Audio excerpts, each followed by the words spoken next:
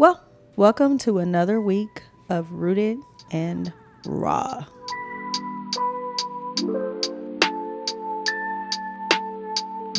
All right, ladies, how's it going?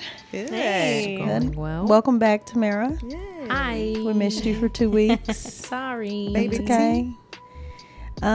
So for all of you who watched our last podcast, we had a question that I'm going to have Sherita here in a minute repeat it because we felt like there was still more to be said. Like there was just, and So we much. looked up and time was up. Like it was so much that still needed to be said. But also we didn't have Baby D because man, I feel like she's got a lot that she could definitely add to the topic. So we're actually going to be doing what we're calling part 2 of this one. So before we jump in, let me start with our icebreaker. We're going to go ahead and do an icebreaker just because the topic is also kind of a heavy-ish one. So why not have some fun conversations? So the icebreaker topic for today, ladies, is what is one of your biggest pet peeves? All right. So, I like to usually start with Flora because she's there and it just comes around and ends with me. But I think this time I'm going to start with Sherita and go this way. Oh my gosh. So for me, it's smacking. When you're eating, don't. Please chew with your mouth closed. Please close your mouth because the sound, the noise, and I don't want to see what you're eating. So just eat with your mouth closed. Kind of so hard not to do that right now. That sound is I love just. Ugh. Come on. My turn. Yeah, you up? So I was just told not too long ago that I am actually very aggressive. And I just live in a state of aggression because I have a lot of pet peeves. That's what Jaemi just told her when we was at the house after Bible study. Yeah. Because, that goes back to a couple weeks ago when I was talking about patience and I, on a daily basis, tell God to come get his kids. One thing that really sends me over the edge, and it's kind of like, I don't know, I care a lot.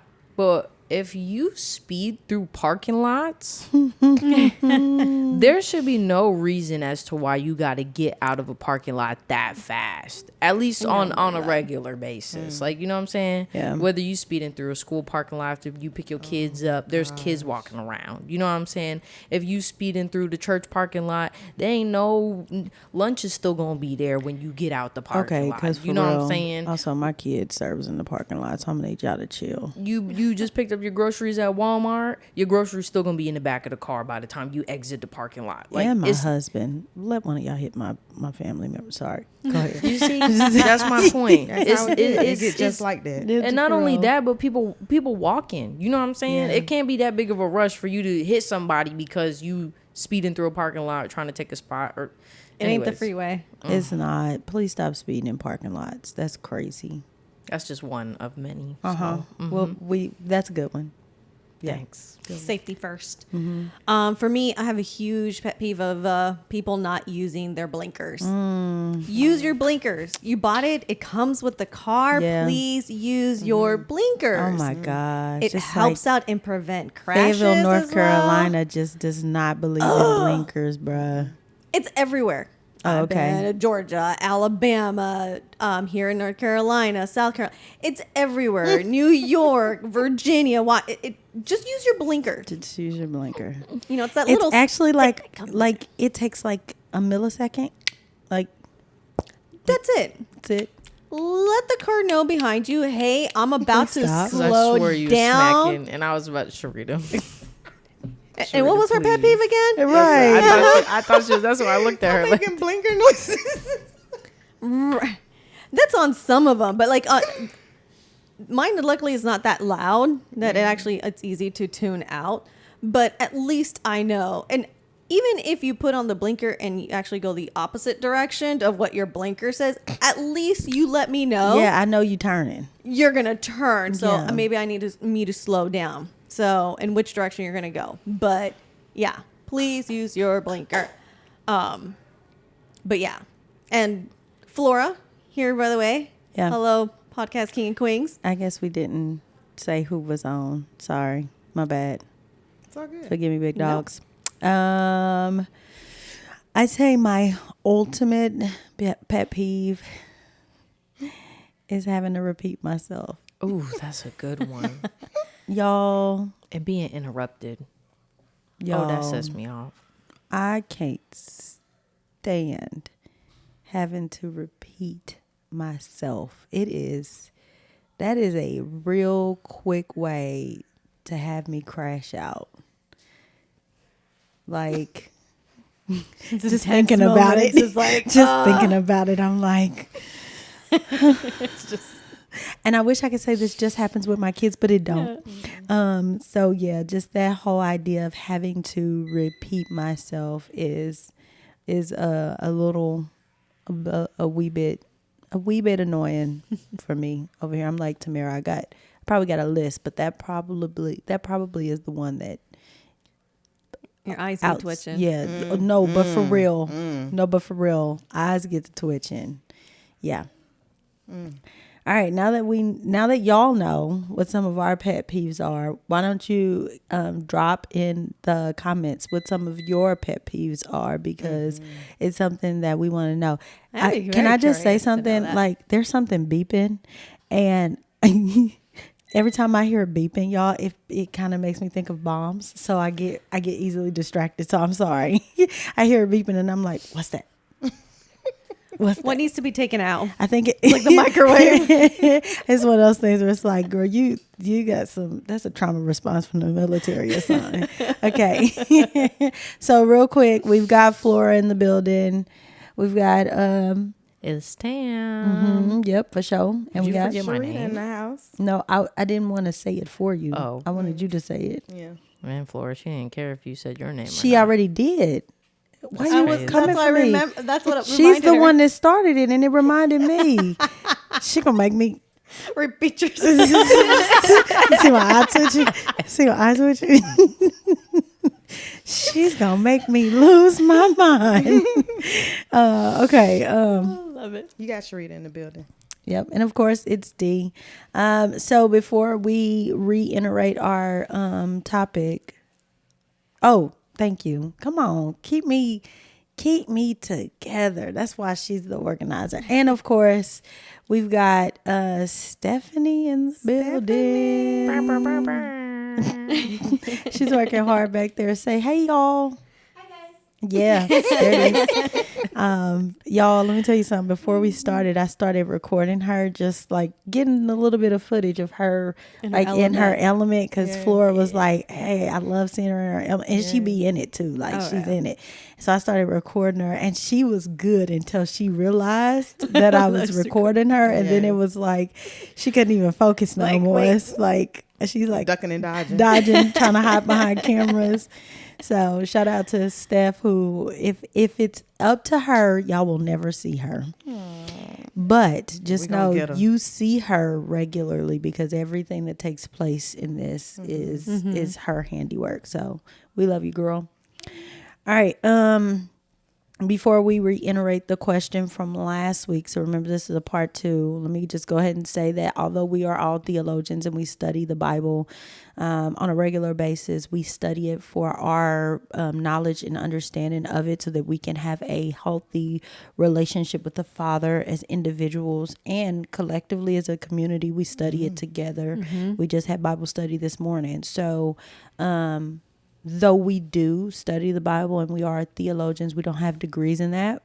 We also don't have, we don't have any licensure as psychologists or psychiatrists or counselors. I do have a degree. I just don't have license. So again, do not take anything that we're about to say in the context of you should just do what we say and not go, deal with therapy or read your Bible for that word. Like, you should still do these things on your own. Right. It's good to listen to podcasts, listen to other perspective, other women, hear what they have to say. But ultimately, like, we don't have all of the answers. We have the Bible and we have our experiences, and we've taken this podcast and we put those together. So, Sherita, can you read the question for us again? Question is, what does therapy or mental health care play in spiritual growth?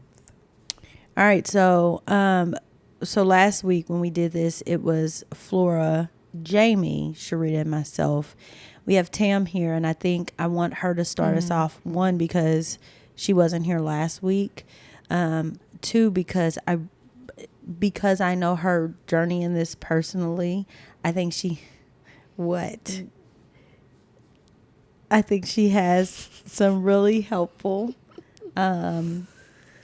Nuggets. she has some helpful nuggets of what this looks like, what it looked like for her as she walked the process out. Good So insight. yeah. So we're gonna start with you, Tamara. It's not that you're gonna have to talk the whole show by yourself, but we That's want to okay. start with you. You know I could. We know.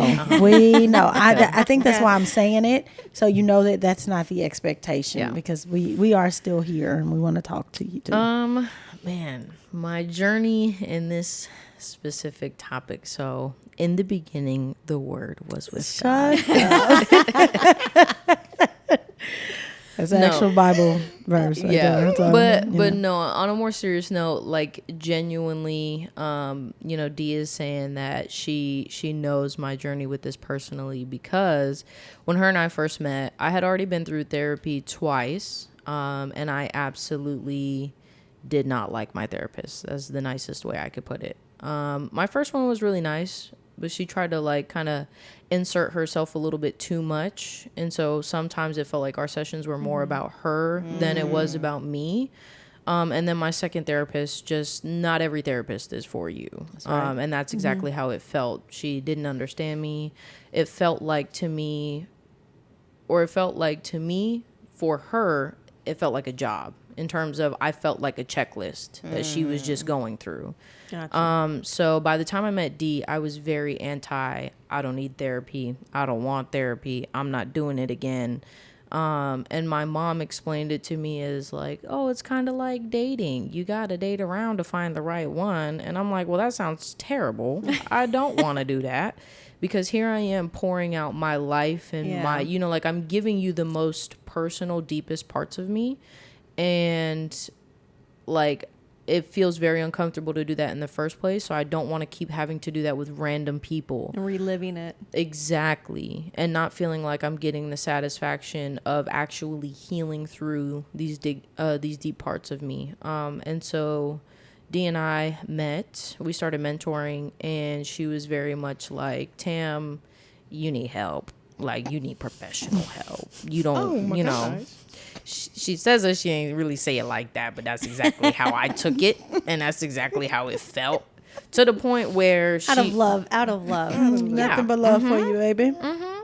And so it was one of those that, like, to the point where she kind of blackmailed me, and if you want a meeting with me, then you need to show me that you set up an appointment with a therapist. Blackmail is crazy. That's exactly what it was. Almost spit my water out. That's exactly like, what? that's exactly what it was. But at the same time, like, looking back on it now, I'm grateful that she did. So I genuinely prayed about it, and I was like, God, if this is what you want from me, like if you want me to go back to therapy, then I truly need you to send me somebody who is gonna be worth going to therapy for. Not necessarily like her per se, but I need somebody who's genuinely going to help me walk through these things, because number one, I'm scared. Number two, I'm not willing to do it on my own. So if this is what you want from me, then I need you to provide someone. And I will say, I know I've talked about her before, but I will say I absolutely adore my therapist. She has helped me walk through some of the toughest things that I've been through. She doesn't judge me. She's very open to listening, and her advice is very life-giving. Her and I do EMDR, which is kind of like rewiring your brain, taking the trauma that you've experienced and rewiring it, not necessarily to a positive, but in terms of like when those situations and things pop up, like it doesn't hurt me the way that it did before we went through it. And the way that it's helped me grow spiritually is it's allowed me to understand that what I went through doesn't define me. That even though I went through these things, like, God can still use it for good. And that at the same time, like, by me praying about it first, it showed that God genuinely did want me to go to therapy so I can heal the parts that for so long I have suppressed. So the way I express or explain my trauma is that I have this filing cabinet of files that we don't touch. And I put it in the basement of my mind. It's dark and it stinks in there, and like it's terrifying. You know, it has like that shady light bulb that swings back and forth. Yeah. Sound like a scary movie. Yeah, that's exactly what it feels horror like. Movie for real. And so I feel like every time that I've tried to go downstairs to address the filing cabinet, like, I can't do it by myself. And so Shailene has helped me walk through, like, okay, we're going to stand in front of this filing cabinet, and I want you to remember that God has the key. Like, this isn't for you. Like, you know what I'm saying? So God, you know, steps with me in it, and she kind of like helps me walk through the process of like, okay, let's address this filing cabinet. Well, she calls it safe, calm place is how she changes that. But, you know, and then we start processing these files that I explained it to her. I just want to shred these things, get rid of them. Like, I don't even want to look at the file, what it says, just start shredding. But again, God is using her with me to slowly address the files that he wants to read, he wants to bring up. And then like, okay, well, this one specific file goes all the way back to your childhood, and this is why you have such a strong abandonment issues. This one little reason that you didn't even think of. And so one of Shailene's favorite things to tell me all the time is the past is in the present. You know, the past is in the present. So if I'm experiencing something today, it's probably because of something that happened long time ago. So let's find and address that and help you heal through that. So I say all that to say, if you are afraid of therapy, and if you think, I used to call it the dirty word. I couldn't even say it. So for real. But it's to the point where I'm very much like, my advice that I would give either my younger self in that time, or even someone who, again, is afraid of going to therapy, genuinely pray about it. God, is this what you want for me? And if it is, then I need your help in finding somebody who's going to be worth it. Who's actually genuinely going to help and heal me. And so, like I said before, like, now her and I have such a beautiful relationship that, you know, I'm excited to have our weekly meetings. Sometimes when she tells me she can't meet me for 2 weeks, I'm like, well, that's unacceptable. Like, you know, we're going to have a 2-for-1 meeting in 1 week or something. But 2-for-1 is crazy. Yeah. So Okay. I don't even know if I answered the question at all, but that's my did. You experience. did. Yeah, did. no, So, for sure. You Yeah. really did. I let me just say real quick, like, because she said I blackmailed her. She did.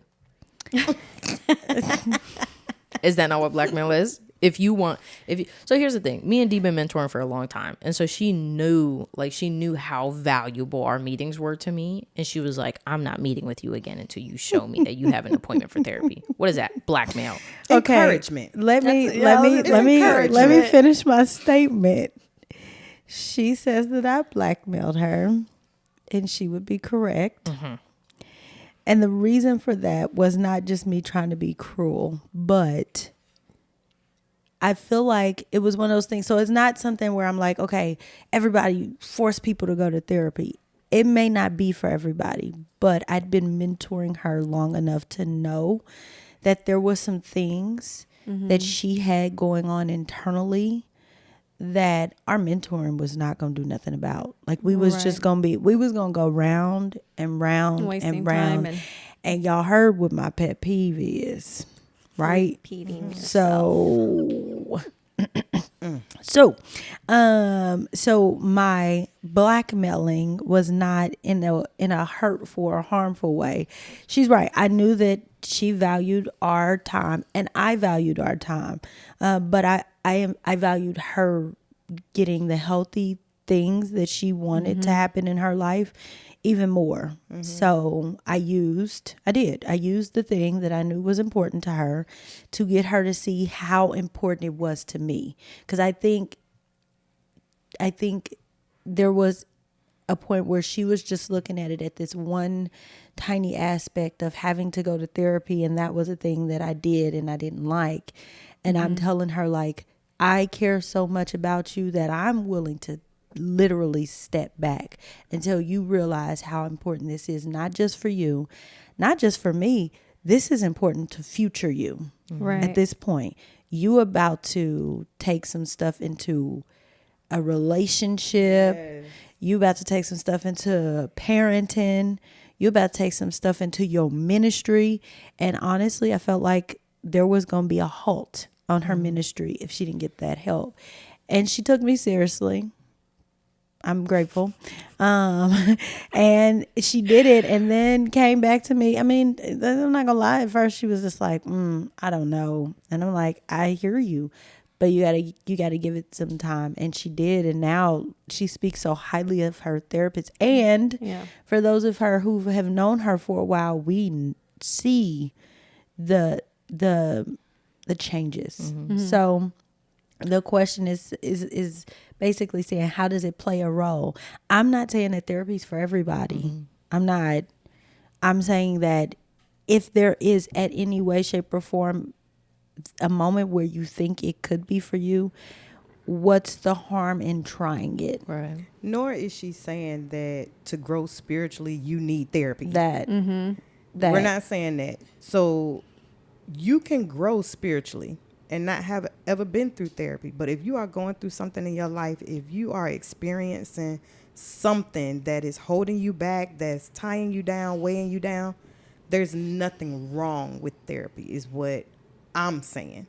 There's nothing wrong with seeking help, talking to someone. Like I said before in a previous podcast, lay across that couch. There's nothing wrong with it. And I would say, too, I think it's also important to know and recognize that you don't have to have been through something traumatic to need therapy. That's good. Yeah. True. That's good. So it's not like, oh, well, I don't need therapy because I'm not, I've never been through X, Y, and Z. Well, that's not the only thing that is used or needed for. Sometimes just having that safe space to vent, sometimes having that outside perspective from someone who is licensed, you know what I'm saying? And I will say that's the great thing that I genuinely love about Shailene is that not only does she tell me like, okay, from a clinical perspective, here's what I have for you, but she also is a Christ follower. So she'll very much say, okay, well, from a Christian perspective, here's X, Y, and Z. So yeah, it's not just because you've been through something deep and dark that you need, like, I would say, if I could, not necessarily that therapy isn't for everybody. I think it could be for everybody. Could be. Because it doesn't just have to be for those who've went through something traumatic. And that's the thing, like with my son. Not that I know if he's gone anything traumatic or haven't witnessed it, but and it's one of the reasons why he needs and he has a counselor right now to helping him out, because he's personally going through something. Him being, a teenager. Didn't want to talk to anybody. And that's one of the things, you can't be holding things in. Something is up, but you don't want to express or don't even know how to express. Yeah. I've tried myself. I've tried, hey, talk to so-and-so, talk to your dad, maybe, another male figure. But he didn't want to talk to anybody. So therefore, there was no way for us to be able to help him going through whatever it is that he was going through. And he has spoken to one counselor who wasn't a big fan, kind of going back to what you were saying, you gotta have to find the right fit. And the person he's speaking to now, he absolutely loves her. Good. Yeah. Loves her. She's animated. She's real. She hears me.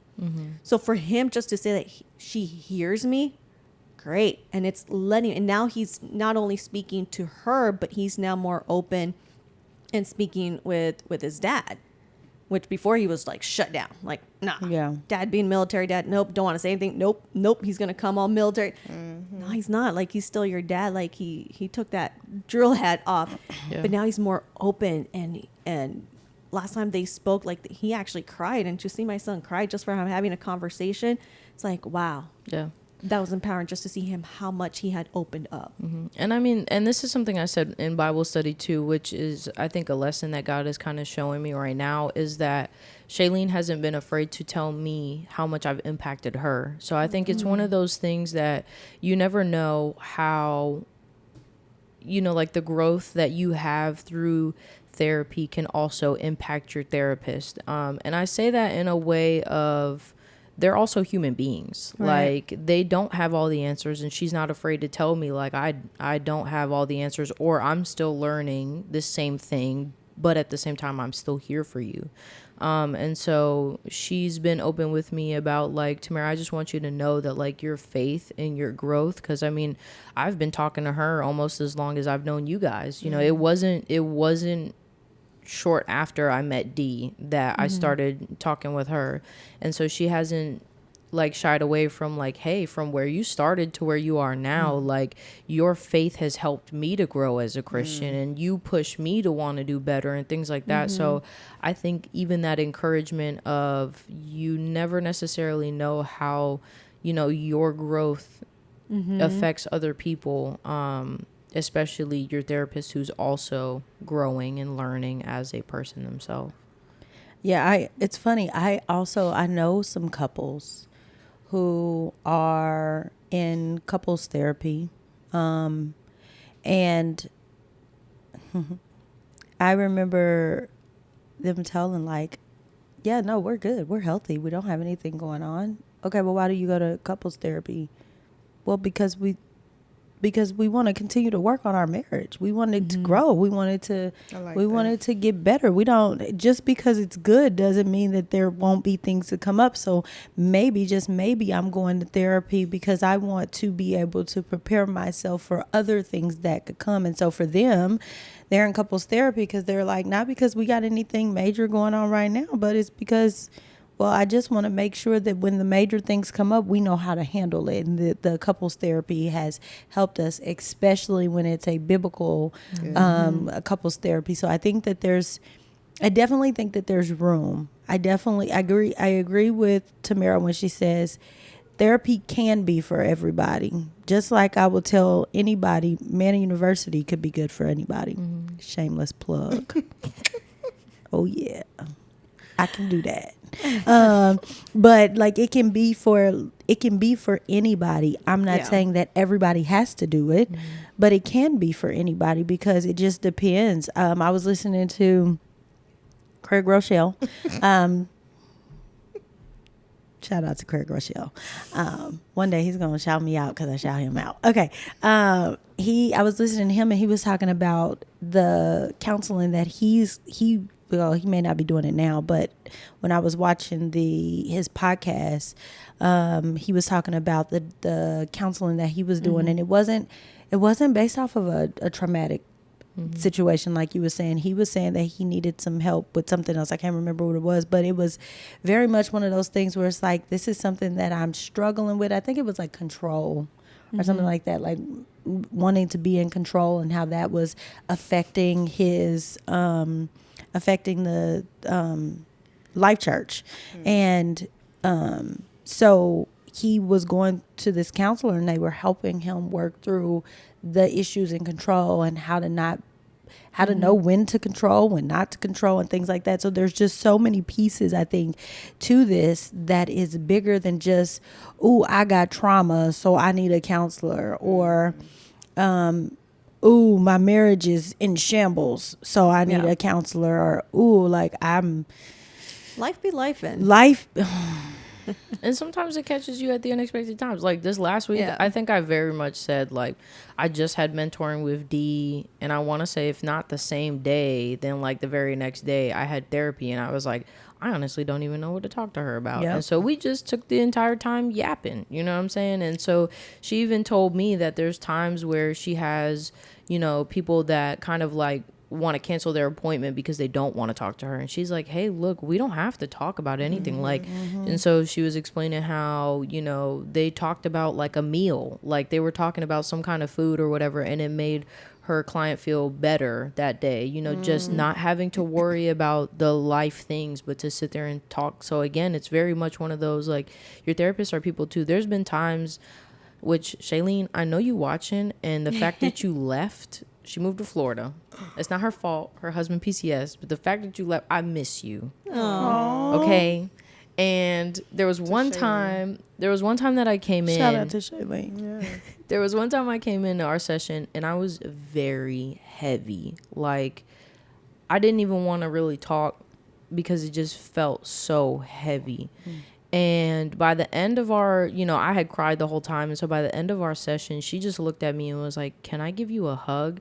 And it's one of those that, like, even that really meant a lot to me, because it's not like, sometimes I need that. And she's told me now recently, like, "Tam, it just seems like you just need somebody to be sympathetic and empathetic, and like, I'm very sorry that I'm not there, but you can tell that you need a hug right now."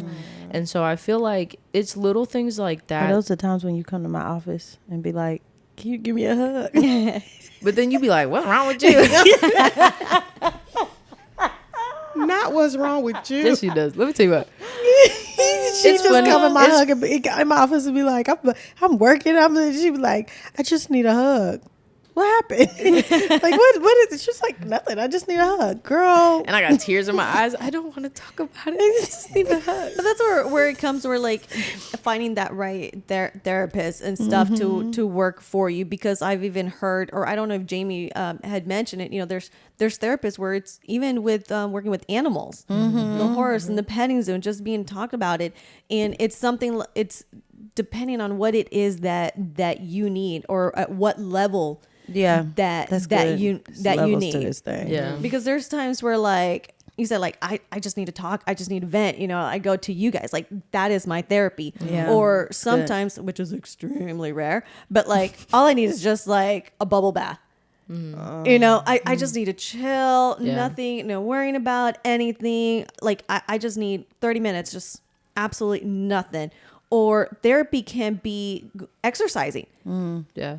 Yeah. Or listening to music. Yeah. Therapy can look differently for for everybody. everyone, and but also even for that same individual, whatever it is that they're needing. Yeah.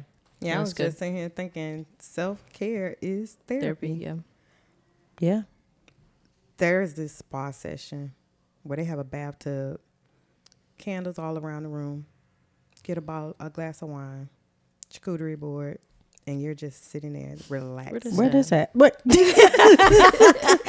Where does Shout out to the Cave. Oh. It's here in where's Fayetteville. that? Right on In Hope Fayetteville, Mills North Road. Carolina. It's right on Hope Mills Road. Huh. So when we doing that? I'm trying to Listen. tell you, because bruh, that sounds And amazing. you're in a room. They got the soft music playing, aromatherapy smells, and you just sit in the bubble bath. Okay. Write that down. Because I think I feel like her assistant for a second there. Get right, put that down on a piece of paper. Yes. I think there's something to what Flora is saying here, because also I think we talk about therapy and we talk about a license, but there is other forms of therapy. There's mentoring. I think everybody can now, for real, everybody should have a mentor. There especially, let me caveat, as a Christian, in Acts 2, they call it the Acts 2 woman, because they talk about how as Christian women, we are to be pouring into the younger generation, right? Which gets my heart so excited. That is something that I think every Christian man and every Christian woman, and I don't really care where you are in your walk. I mean, I know that our lead pastor of our church talks about he still has a mentor, and he's been walking this thing out for a minute.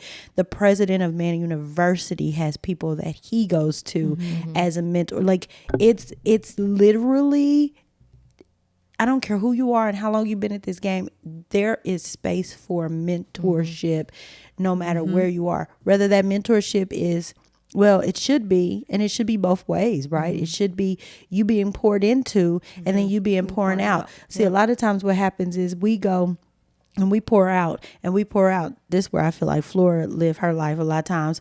We pour out and we pour. Yeah, I threw her under the bus because she takes care of everybody else. She She takes finna care of blackmail everybody. She finna black is coming. She takes care of everybody else. So it's one of those things where you pouring out, and you pouring out and pouring out, and it gets your cup gets empty.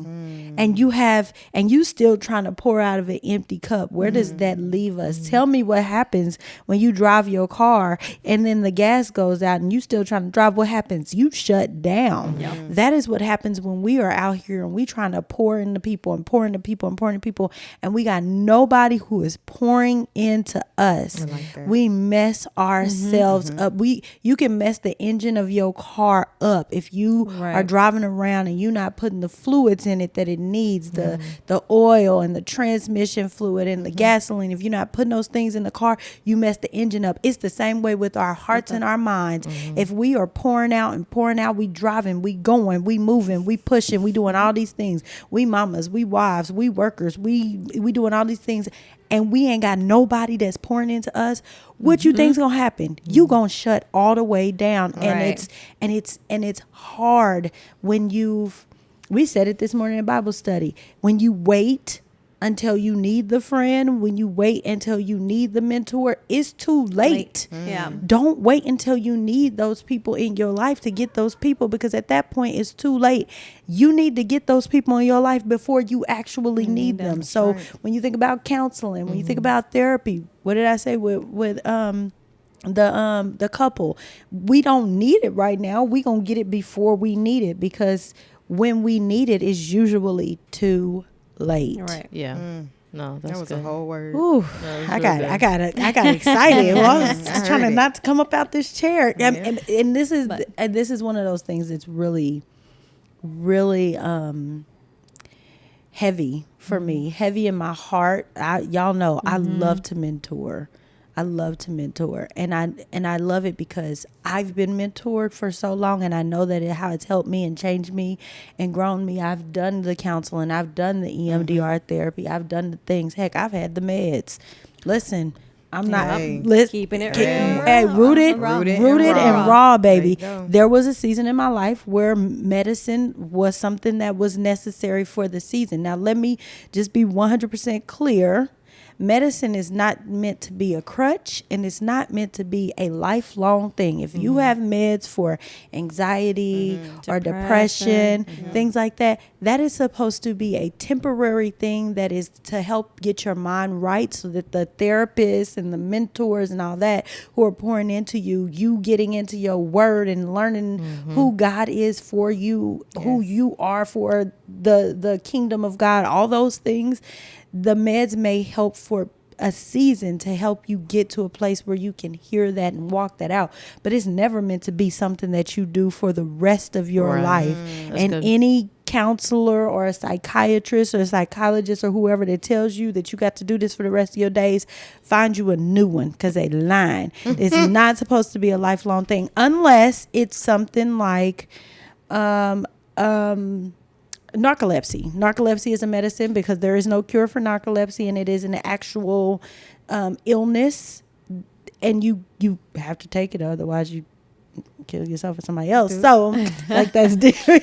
That's different. Medical like imbalance, yes. Chemicals imbalance, hormones imbalance. Yes. I mean, there's bipolar disorder, things like that. Right. That so are want to make that clear, not to be misconstrued. Right. This is different than what I'm talking about when I'm talking about like an anxiety and depression. I believe that anxiety and depression medicine is good for a time, but it is not supposed to be something that you taking for the rest of your life. This is not like a diabetic medicine like insulin or something. And that's why we say you got to listen to your medical professionals. That's right. The ones that are licensed to. Which I'm not. So, But I will also say that the reason why Dee is harping on it so hard is because she's speaking from experience. Yeah. Like where she said, I did the medicine thing and now I don't have to. I think that's the important piece. Proof in the pudding. Right. Yeah. No, thank you for that. That's a good point. I'm saying it because I walked it out. Did I take medicine for anxiety and depression at one point in my life?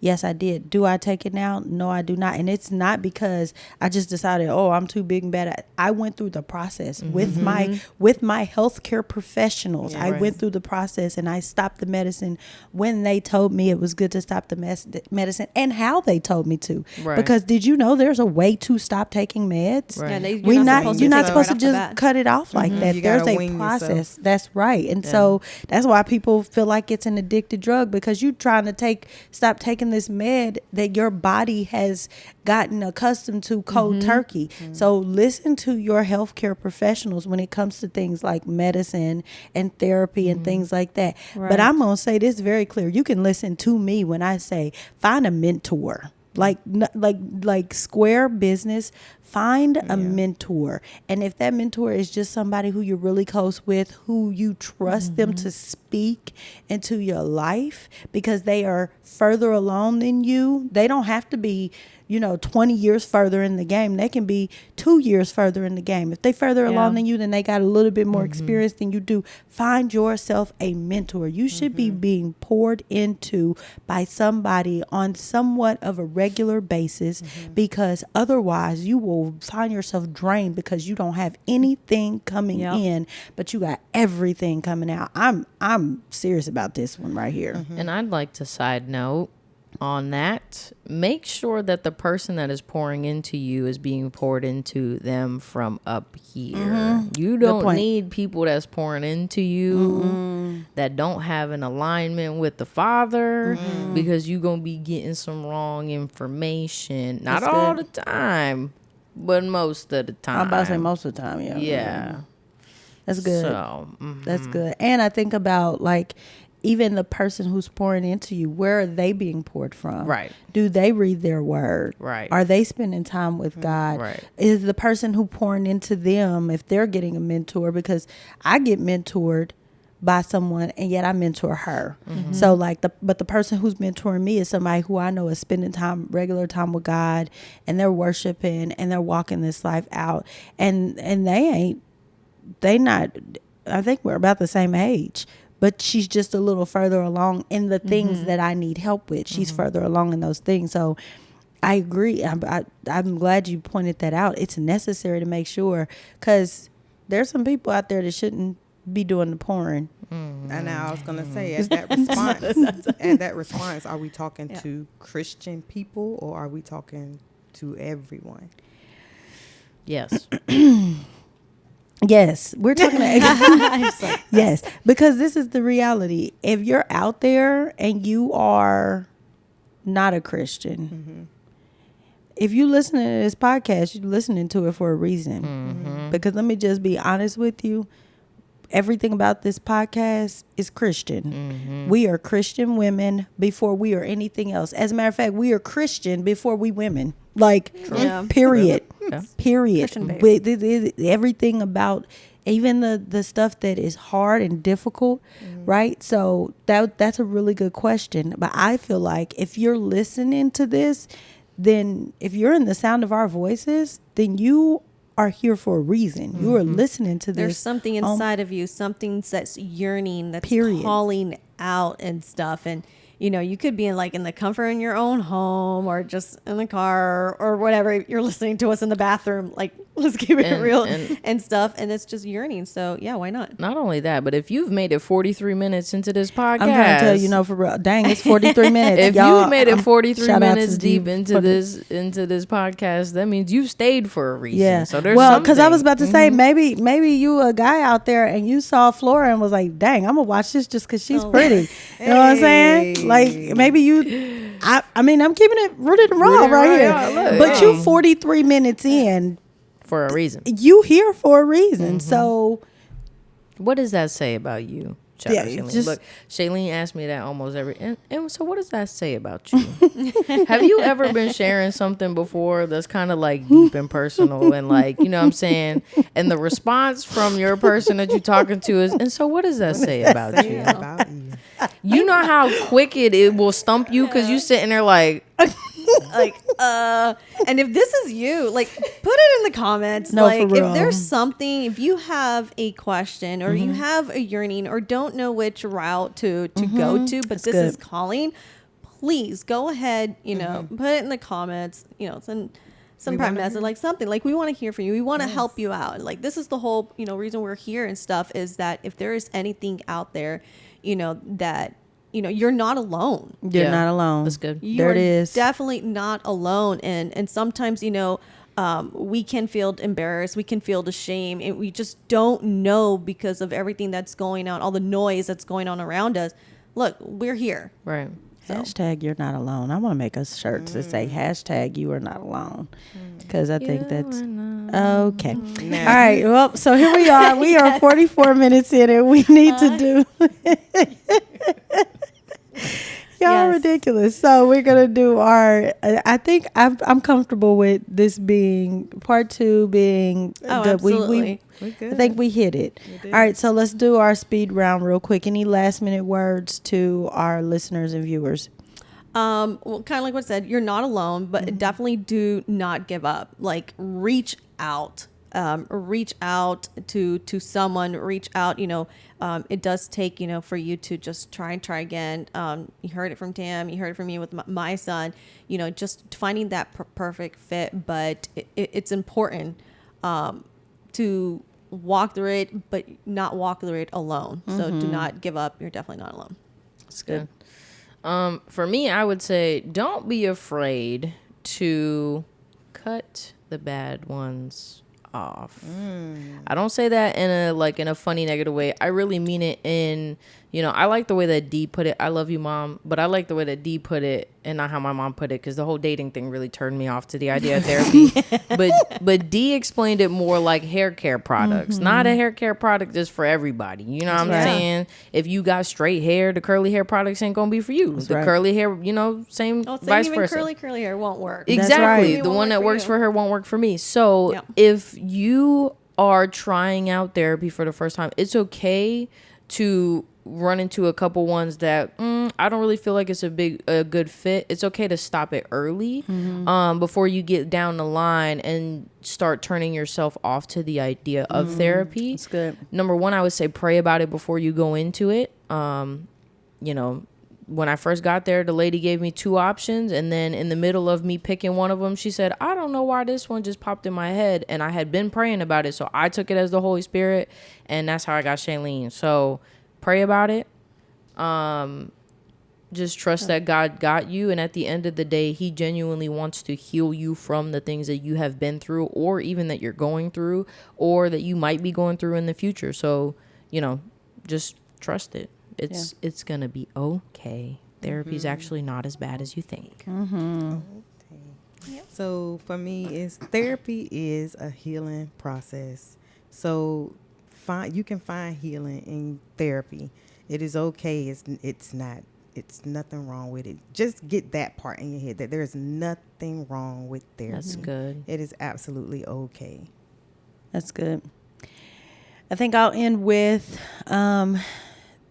therapy is not the only answer. If you are in the sound of my voice, then you should also be reading your word. You should also be in the context of community. So find you a church home, a church community, a small group, something. Because even going through therapy, you may need some support as you're going through that process. So I'm pro therapy. I'm here for it, but it is not to take the place of your relationship with God. That is where I want to end this. Is that as great as therapy is, it is not a replacement for your one-on-one relationship with the Father. This was good. Thank you. I'm so grateful we did a part 2, because I really think Tamara had a lot to bring to the table. All right, so thanks for joining us. You know, we say subscribe wherever you enjoy this content. We are on YouTube, we are on Apple Podcasts, we are on Spotify. Some of those places you can watch, some of those places you can just listen, but we are there. We also have a TikTok. Rooted and Raw podcast. And we have an Instagram. Rooted and Raw 25. Yep, that it's here, but by the time I read it and find it, she could have said it. So, so remember, drop comments, ask questions. We'd love to maybe answer some questions live on our podcast as we're recording. So I said live and then said recording. That's like an oxymoron, but y'all know what I meant. So yeah, until next time, stay rooted, Stay raw. stay raw.